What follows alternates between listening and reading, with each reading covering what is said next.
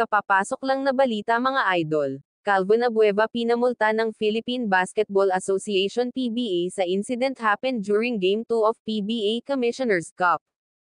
Pinamulta ng 100,000 pesos ng PBA si Calvin Abueva dahil sa unprofessional gestures niya against San Miguel Beermen coach George Gallant. Nagkaroon kasi ng injury sa mata si Coach George Gallant during 1988 accident kaya nagpapahiwatig kasi na may ibig sabihin ang gestures ni Calvin Abueva para kay Coach Gallant kaya pinatawan ng penalty si Calvin Abueva ng PBA na 100,000 pesos. Sa isyu naman ni Calvin Abueva against Mo Tautu aside ay naayos na ng PBA yon.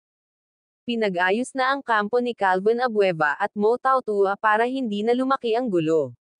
Sa ibang istorya naman mga idol sa katatapos lang na laro ng Philippine National Volleyball Federation PNVF na kung saan nagkaroon ng double-header match-up. Sa unang match-up naglalaban ang Cherry Tigo Crossovers against College of St. Benilde at sa second game nagtatapat naman ang Signal HD Spikers versus Philippine Army Lady Troopers. Sa laban ng Cherry Tigo Crossovers versus College of St. Benilde.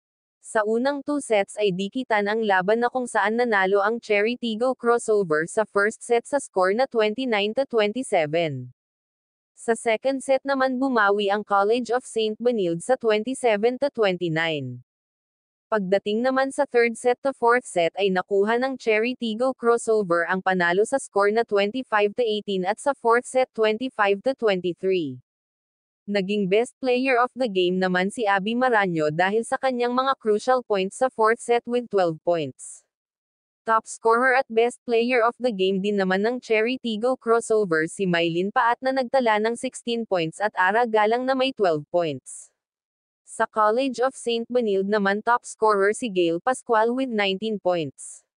Nakakuha naman ng tig 11 points si Zam Antana Lasco and Rhea May Densing. Samantalang sa laban ng Signal HD Spikers against Philippine Army Lady Troopers, nanalo ang Signal HD Spikers sa 3-0, na kung saan winalis ng Signal HD Spikers ang Philippine Army Lady Troopers sa score na 25-21, 25-20 and 25-16.